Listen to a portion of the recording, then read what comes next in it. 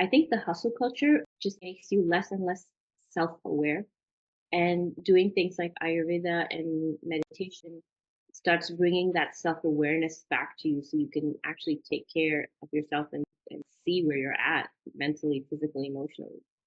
Absolutely. If you don't pause, Mm. you can't even you don't even know how you're feeling. In the preparation before the baby comes, just to address what I just said, the hustle culture or powering through, what do you have to advise us on that?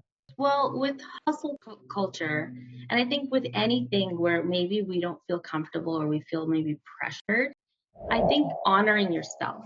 So finding ways to be mindful in your day-to-day life to slow down. So as much as we cannot control what's going on around us, we can absolutely control how we are feeling. Kind of address like how to do that. Like how, if you're super busy and you have this like kind of hustle lifestyle, how do you slow down? And I think that there's a couple ways. So just for like mental and emotional well-being, I think taking time to journal is a very beneficial tool to just reflect on how you're feeling and process things as these changes are occurring. Um, I think also, like I had mentioned in the beginning of focusing on Ayurveda and why I like Ayurveda, that it really helps you be more mindful in the way you are taking care of yourself.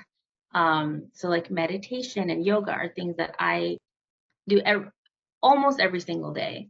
Again, it's Mhm. just taking that intentional pause throughout the day.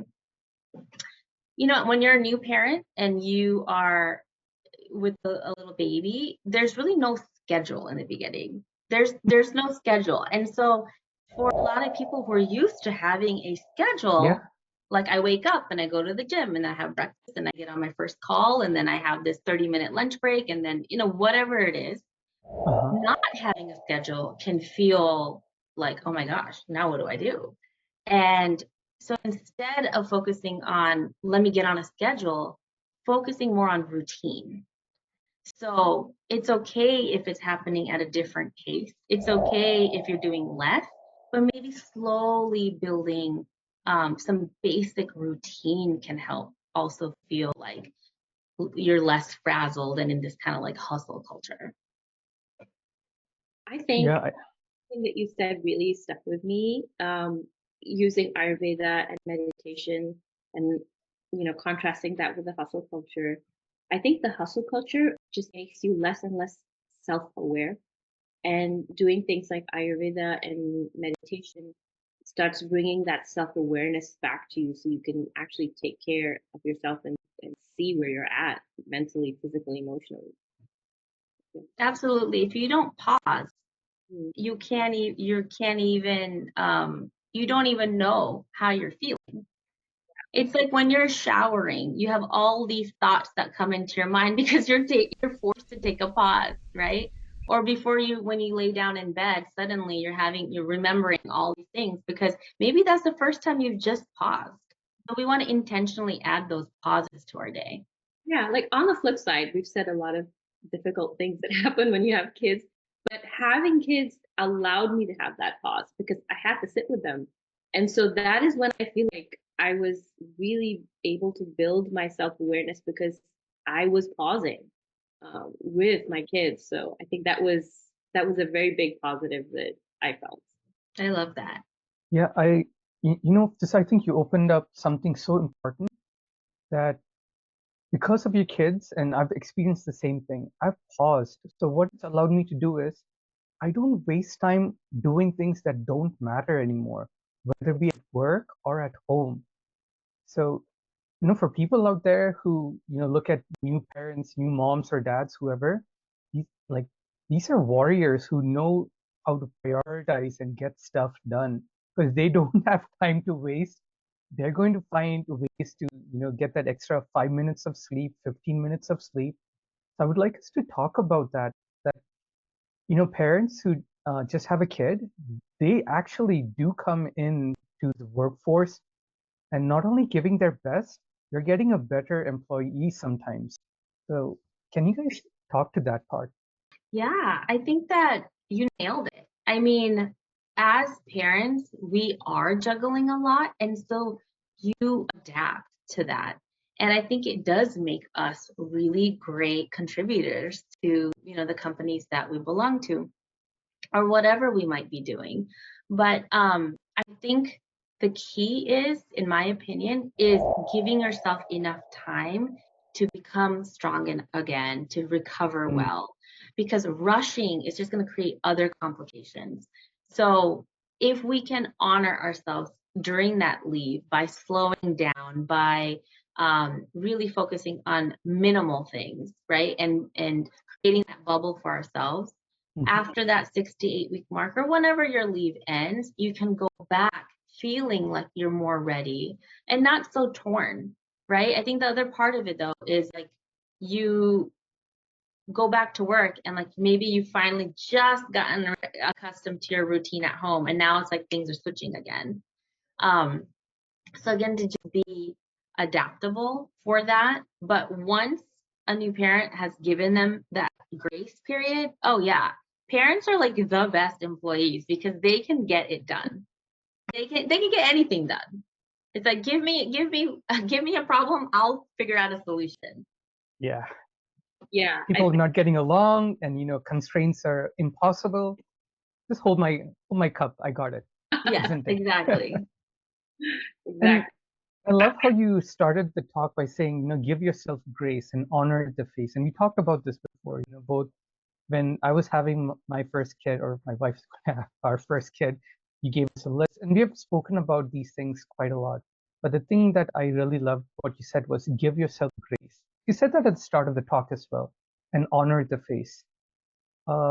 Let's double down on that and let our viewers understand this important fact.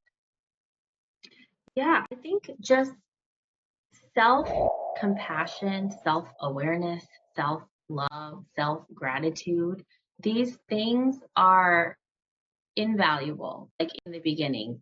And again, it is really hard or easy to be hard on ourselves Mhm. because for I think most parents, we just hold ourselves accountable for a lot. Like we know that we want to show up a certain way for our kids, and sometimes it's easy to feel like it's just not enough.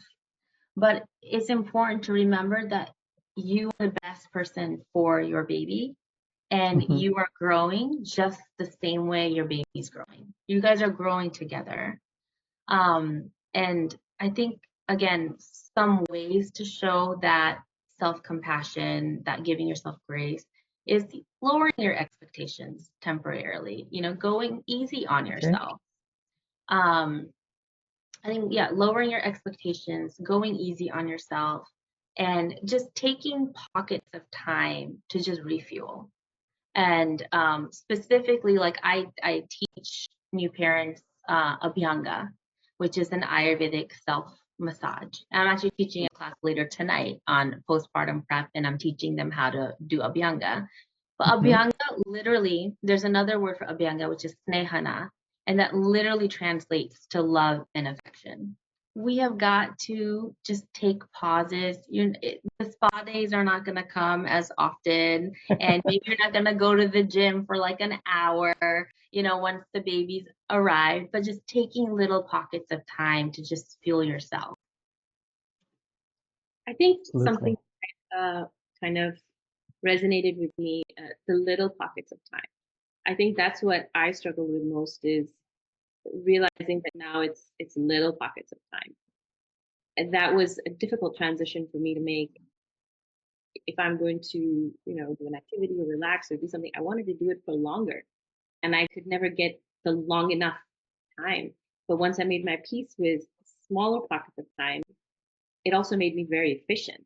And I think that's what parents are. They're very efficient because if they're going to take time away from their kids, it better be worthwhile.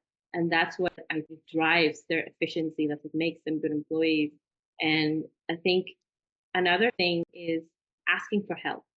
Um, I struggled with that too. I was not able to ask for help. And that kind of ties in with what you said of going easy on yourself and lowering your expectations. I think I expected so much from myself that I never asked for help, where when I could have easily.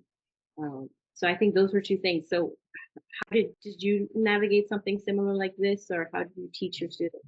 Yeah, so I think you have a really great point about asking for help. And for many parents, it can feel uncomfortable because, again, we're so used to being independent. So just the act of asking kind of could feel like almost like inadequacy.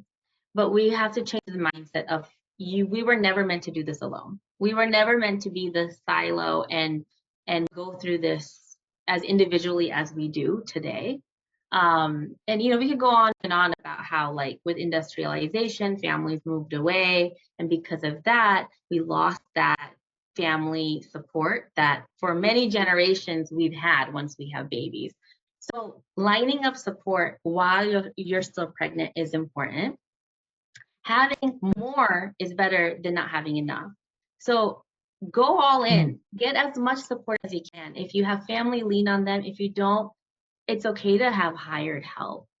But it's easier to then pull back and say, you know what, I don't think I need this much. Then being kind of scrambling and scraping for support when you're already in the thick of it. And so how can you do that? Is really by having a good postpartum plan. Starting early and divvying up roles and responsibilities between partners, understanding, having a rough idea of when you plan to transition back to work and what does childcare look like when that happens. If you have older kiddos, let's say you're a second or third time parent, who is going to take on some of those roles and responsibilities temporarily for your older children? These are things that should be talked about in your postpartum plan so you can see what the gaps are.